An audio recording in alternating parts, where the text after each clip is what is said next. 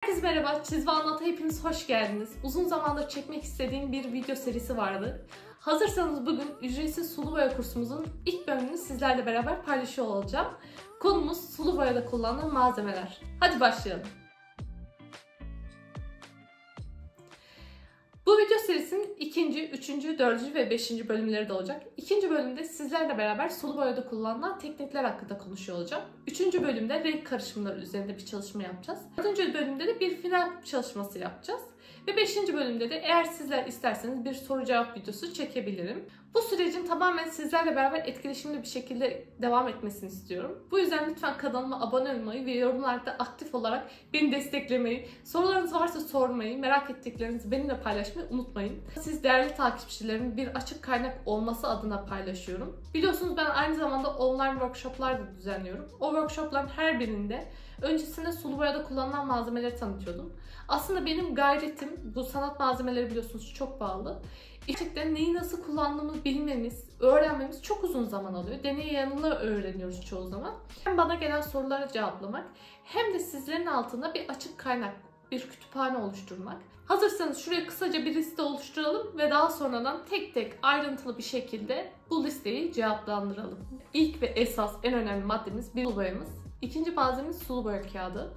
Üçüncü malzememiz sulu boya fırçaları. Dördüncü malzememiz peçete. Beşinci malzememiz de su. Sadece bunlar varsa eğer elinizde çok rahatlıkla bir çalışma yapabilirsiniz. Ama bitmedi. Tabii ki de yardımcı malzemelerimiz de olmazsa olmaz. Bunlar da kağıt bant, maskeleme sıvısı, hamur silgi ve jel kalemler. Aslında beyaz jel kalem veyahut da beyaz guaj boya da denilebilir. Eğer elinizde bunlar varsa sulu boya yapmamamız için hiçbir sebep yok aslında. Yalnızca malzemeleri iyi bir şekilde tanımanız lazım.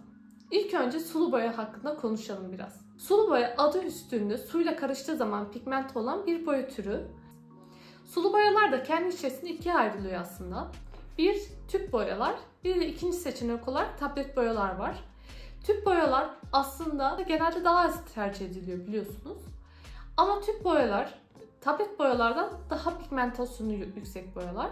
Tablet boyalardan da daha gramajı yüksek boyalar. Aldığın zaman daha pahalı oluyor ama maliyet aslında düşük oluyor. Tablet boyalardan gramajı daha yüksek olduğu için daha uzun süre kullanabiliyorsunuz. Aynı zamanda pigmentasyonu da daha yüksek.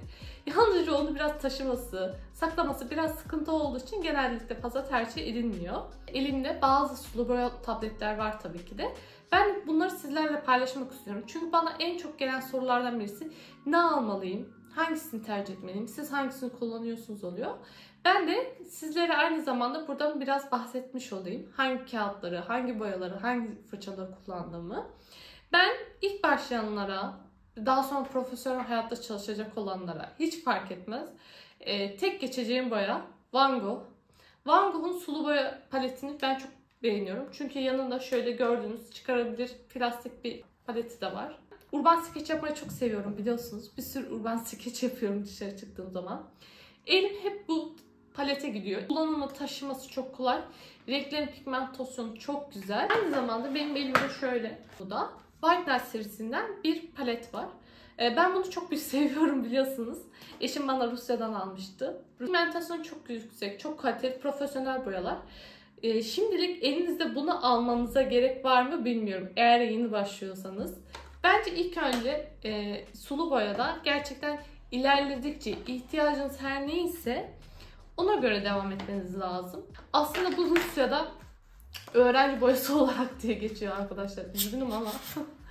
White Dust serisi profesyonel, Sonnet serisi daha çok öğrenciler için geçiyor. Daha uygun fiyatlı ama eğer kullanıyorsanız Sonnet boyalar elinizde varsa bilirsiniz ki pigmentasyonu çok yüksek, çok kaliteli boyalar.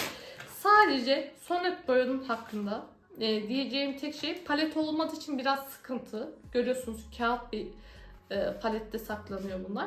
O yüzden biraz sıkıntı çıkartıyor sadece. Ama evinizde kullanacaksanız hiçbir problem yok. Veyahut da şöyle boş bir kutu alıp içini doldurabilirsiniz. Burada bende Nescafe paletinin hem soft pastel renkleri var hem de burada Van Gogh'un böyle dokulu tablet boyalarını almıştım. Onlardan var. Aslında bu yöntemi tercih eden de çok arkadaşlar. Böyle hazır tabletler almak yerine markaların bazı boyaları çok ünlü oluyor. Gerçekten mesela o boyaların üstüne yok oluyor. Tüp boya olabilir, tablet boya olabilir. Hangi markanın hangi renk öne çıkıyorsa, hangi rengi beğendiyseniz biraz böyle kurcalarsanız internet dehlizinde veyahut da ben yine alta bir yerleri açıklamaya vesaire yazabilirim. O boyaları göz atabilirsiniz. Kendi paletinizi oluşturabilirsiniz. Ama en başında şöyle Van Gogh gibi, Winsor Newton gibi, Daler Rowney gibi markalardan tercih ettiğiniz bir sulu boya gayet yeterli olacaktır. Aslında önemli şey, ikinci maddeye geliyorum. Sulu boyada kağıt. Sulu boyada kağıt herkesin bildiği üzere gerçekten bazen boyadan bile daha değerli, daha kıymetli olabiliyor. Sizlere önerim, bana gelen her mesajda şunu yazıyorum. Kağıdınız 300 gram mı? Hani bir sıkıntı yaşadığınızda kaldırdı mı kaldırmadı. Çünkü yeni başladığımız zaman, ben de yeni başladığım zaman 200 gram defterler çok kullandım bu arada. Uygun fiyatlı olduğu için. Aslında fark etmediğimiz bir şey oluyor. Çoğu zaman biz yapamıyoruz sandığımız şey malzemeler cevap vermiyor. O yüzden kağıdınız çok önemli. Kağıt ne kadar kaliteli olursa, kağıdın gramajı ne kadar yüksek olursa, kağıdın pamuk oranı ne kadar yüksek olursa, kısacası kağıdınız ne kadar kaliteli olursa yaptığınız sulu boya çalışmada o kadar güzel gözükecektir. Kağıtlar da burada ikiye ayrılıyor. Selüloz kağıtlar ve pamuk kağıtlar olmak üzere. Selüloz kağıtlar hepimizin kullandığı Van Gogh, Clairefontain'in şu pembe kapaklısını ben çok seviyorum. Bu da kapaklısı. Selüloz kağıtlar, pamuk kağıtlar da kendi işlerine üçe ayrılıyorlar. İnce dokulu, orta dokulu ve kalın dokulu kağıtlar. Orta dokulu kağıtlar Cold Press'e denk geliyor. Böyle az dokulu, dokusuz kağıtlarda, pamuk kağıtlarda hot press kağıtlara denk geliyor. Mesela selülozda da tabii ki de kalın dokulu kağıtlar olabilir. Gördüğünüz üzere karşıdan baktığınız zaman bile kamerada eminim böyle dokusu hissediliyordur. Orta dokulu dediğimiz kağıtlar. Bunların üzerinde her türlü çalışmayı yapabilirsiniz. Her türlü çalışmaya uygun. Bir de hot press dediğimiz kağıtlar var. Onlar tamamen dokusuz arkadaşlar. Dümdüz pamuk kağıtlarda görürsünüz. Ona daha çok böyle floral çalışmalar çok yakışıyor. Eğer floral çalışmalar, bitkisel çalışmalar yapmak istiyorsanız hot press kağıtlar tercih etmelisiniz. Kalın dokulu kağıtları genellikle böyle peyzaj olabilir belki. Genellikle çok tercih edilmiyor. Herkese sıkıntı çıkardığı için böyle skeç yaparken vesaire. Bu selüloz kağıtlar da pamuk kağıtlara göre daha uygun fiyatlı. Çünkü pamuk kağıtlar çok kaliteli kağıtlar oluyor. Pamuk kağıtlar suyu daha çok emiyor. Kağıt suyu daha iyi emdiği için pamuk kağıtlarda aslında çalışmalarınız daha güzel oluyor. Yani nasıl güzel oluyor? Çoğu zaman şöyle sıkıntılar yaşıyorsanız eğer sulu boya yapıyorsanız. Kağıdınız kuruyabiliyor. Kağıdınız kuruduğu zaman sulu boyanız oraya yapışıp kalıyor. Siz çoğu zaman işte bu sulu boyada dediğimiz hatalar. İşte ben yapamadım vesaire. Halbuki kağıdınız kuruyor. Kağıdınız çok hızlı kuruduğu için siz ona yetişemiyorsunuz. Pamuk kağıt daha uzun süre ıslak kalabildiği için sizin daha iyi çalışma yapmanıza yardımcı oluyor aslında. Ne kadar iyi kağıt o kadar yardımcı olmasıyla aslında aynı dengede oluyor. Benim bildiğiniz üzere çok fazla böyle Instagram'da çalışmamda görmüşsünüzdür. Ben pamuk kağıtları bu arada arkasını önünü ıslatarak kullanmaya bayılıyorum. Benim en sevmediğim şeydir. Sulu boyada işte kağıda boyam yapışırsa yani böyle kalıp gibi durur. Böyle rahatça dağılmaz ya sulu boya. Ne kadar zevk alarak anlattım. İşte ben ondan pek hoşlanmam. O yüzden pamuk kağıtlar daha çok tercih alanıma girer. Ama selüloz kağıtları da çok seviyorum. Özellikle Canson Montval kağıt bence mükemmel bir kağıt. Canson Montval.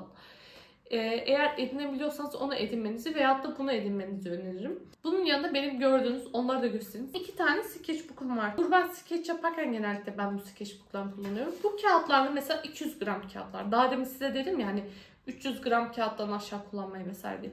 Ama bunlar tamamen sketch çalışmalar arkadaşlar. Profesyonel çalışmalar değil. Yani bunlarda oturup teknik öğrenemezsiniz. Kesinlikle öğrenemezsiniz. Niye öğrenemezsiniz diyorum biliyor musunuz?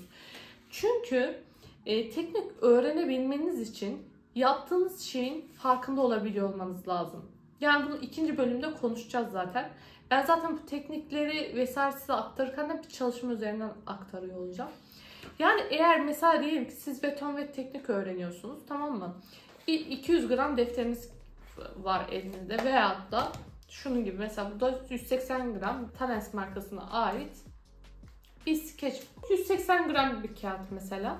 Mesela bu tarz kağıtlarda çalışmalar yaptığınız zaman diyelim ki bir beton ve çalışma yapacaksınız. Tamam mı? Islak üstü ıslak çalışma. 200 gram olduğu için birincisi hızlı kuruyacak. Hızlı kuruduğu için siz fırçanızla böyle çalışmaya dokunduğunuz an fırçanızdaki böyle oraya yapışık kalacak. Ve diyeceksiniz ki kendinize ben bunu yapamadım. Hayır sen yapamadın değil, kağıt yapamadı. O zaman sizin yapamadığınız dediğiniz şeyi aslında o kağıt yapamıyor oluyor. Bu tarz 200 gram sketchbooklar vesaire bir süre sonra zevkine kullanmak isteyenler, işte onu karalayayım bunu karalayayım demek isteyenler için uygun bence. Fırçalar sulu boyada ne kadar önemli ve değerli? Bence bir numara kağıt, 2 numara sulu boyaysa 3. numarada fırçalar geliyor herhalde. Fırçaların o kadar kaliteli olmasına gerek var mı düşünüyorum. Bence yok. Yani tabii ki de ne kadar kaliteli malzeme o kadar iş. Bir süre sonra o işi nasıl yapabileceğinizi öğrenmek de tabii ki de size kalmış bir şey. Eğer siz gerçekten iyi bir sulu boya artistiyseniz veya da gerçekten tekniğe hakimseniz, burada önemli olan da malzemeden çok tekniği bilmek. Onu da 2. bölümde paylaşacağım sizlerle. Tekniğe eğer hakimseniz, neyi nasıl çözeceğinizi biliyorsanız, artık hakim olmuşsanız, sahaya nasıl cevap vereceğinizi biliyorsanız, malzeme de biraz arka planda kalıyor. Ama bunlar da güzel ya. Şimdi fırçalar da ikiye ayrılıyor. Doğal kıllı fırçalar ve sentetik kıllı fırçalar. Yani yapay ve doğal. Karmaşık bir şekilde o fırçaları görüyorsunuz işte. Mesela bu sincap kılı bir fırça. PBO'nun. Bu genellikle mop fırça olarak kullanılıyor. Yani ıslatma vesaire büyük alanlar için kullanılıyor. Zaten ucuna kadar büyük. Baksanıza. Mesela şu da yine bir sincap kılı fırça.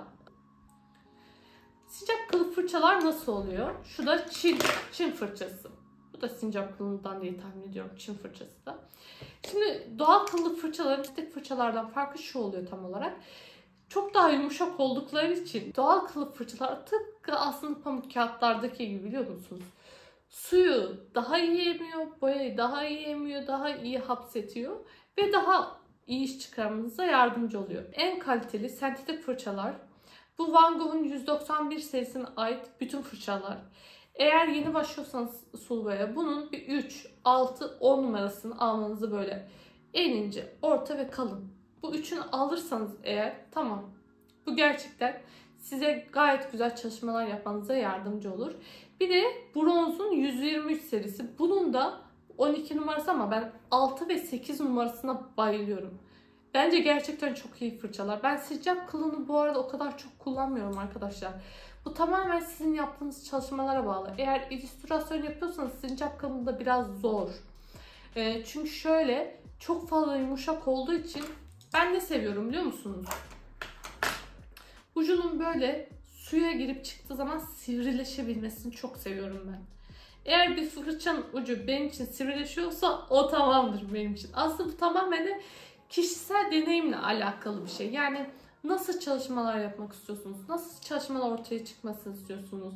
İşte bir çalışmada beklediğiniz şeyler nelerdir? Mesela eğer bir abstrakt yani soyut bir çalışma yapmayı seviyorsanız sincap kılı fırçalar muhteşem. Eğer diyelim ki bir gökyüzü çalışması yapıyorsanız, gökyüzü çalışmasında ben tabii ki de sincap kıllı sentetik fırçayı tercih ederim. Ama bazen de diyelim ki işte bir ev resmediyorsunuz. Evin içini sincap kılı fırçayla boyamak biraz zulüm olur. Ucu böyle sivrileşmek için ben biraz zorlanıyorum. Ama benim favori fırçam ne derseniz bakın maşallah. 2 senedir başına hiçbir şey gelmiyor. Vallahi bu videodan sonra başına bir şey gelirse sizden bilirim. 2 senedir başına bir şey gelmedi bu fırçanın. Öleceğim şimdi ama korkuyorum. Neyse söyleyeceğim. Siz yabancı değilsiniz. Mona Lisa 571 serisinden 0 numara.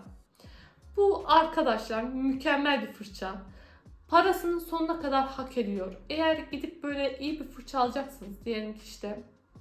Bu çok da pahalı bir fırça değil. Yani benim bir tane istediğim fırça var. Allah sizi inandırsın. Yani altından daha çok değer kazandı. Artık istiyorum da demiyorum. Söyleyeyim mi? Winsor Newton'un profesyonel serisinden 8 numarasını ben çok istiyorum. söylemeyeceğim deyip hemen istediğim fırçayı söyledim. Bununla yetinmesini öğrendim artık. Mona Lisa 571 serisinde 0 numarada bana gayet yetiyor. Hiçbir sıkıntım yok kendisiyle. Şimdi size bir tane set oluşturmaya çalışıyor olsam. Mont var, kağıt olabilir. Veya da Clairefontaine bu pembe kapaklı siyah ve ağzı. Van Gogh boyama aldım. 571'den 0 numaramı aldım. Bir de bronzun 120 serisinden 8 numarasını. 8 numarası çok güzel olur. Bunu alırsanız mesela çok güzel bir set olur kendinize. Şu an düşünüyorum da. Her türlü çalışmayı da yaparsınız. Sonuna kadar arkanızdayım. Şimdi diğer malzemelerimize geçelim. Bir diğeri kağıt bant. Biz bu kağıt bantı niye kullanıyoruz? Suyu kağıda dokundurduğumuz zaman suyu kağıt emiyor. Emdiği zaman ister istemez kabarıyor. Kabardığı zaman da siz böyle çalışma yapamıyorsunuz. Hareket ettiremiyorsunuz o kağıdı rahat rahat. Onun için kağıdınızı en başına çalışmaya başlamadan önce dört bir tarafında sıkı sıkıya böyle kağıt bantla sabitliyorsunuz. Bir yardımcı malzememiz ve hayatınızı değiştirecek olan şey bu. Hamur silgi. Arkadaşlar hamur silgi kullanana kadar hamur silginin kıymetini bilmiyorsunuz. Mimarlık okudum ben ya. Niye hamur silgi hiç edinmedim acaba anlamadım. Şöyle biliyorsunuz biz sulu boya yapmadan önce bir skeç yapıyoruz. Skeci böyle bir hafifçe böyle bir silmemiz lazım ya bizim. Çünkü sulu boyayla o kurşun kaleminiz böyle birleşirse dağılıp böyle çamurlaşabilir. Kötü bir şey olabilir. Hamur silgi aldığınız zaman böyle silgi tozlar kalmadan hiçbir şekilde hafif hafif gerçekten böyle yüzeyden siliyorsunuz o çalışmaları. Böyle hafifçe siliyorsunuz ama tamamen de silmiyorsunuz. Bu ne kadar güzel anlattım değil. Sanki ipek bir şeyden bahsediyormuş gibi. Alt üstte hamur silgi arkadaşlar. Her markadan alabilirsiniz. Hiçbir önemi yok. Bir diğeri maskeleme sıvısı. Maskeleme sıvısı aslında nedir? Benim Instagram'da bu konu hakkında bir tane videom, reelim vardı. Ben Thales markasını kullanıyorum. Yani eğer bir şeye para vereceksiniz maskeleme sıvısına para verin. Daha deminden hani size anlattım ya o kadar para vermenize gerek yok. Bunun şu muadili var, bunun bu muadili var. Arkadaşlar maskeleme sıvısı bir an niye öyle dedim içimden biliyor musunuz? Çünkü yani o maskeleme sıvısının kötü bir maskeleme sıvısı aldıysanız eğer daha önceden kokusunu bilenler bilir. Kokusu dayanılmaz oluyor birincisi. İkincisi kötü bir maskeleme sıvısı alırsanız kağıdınızı söküp atıyor. Ama bunu söylemeden önce ne işe yaradığını söylemeyi unuttum.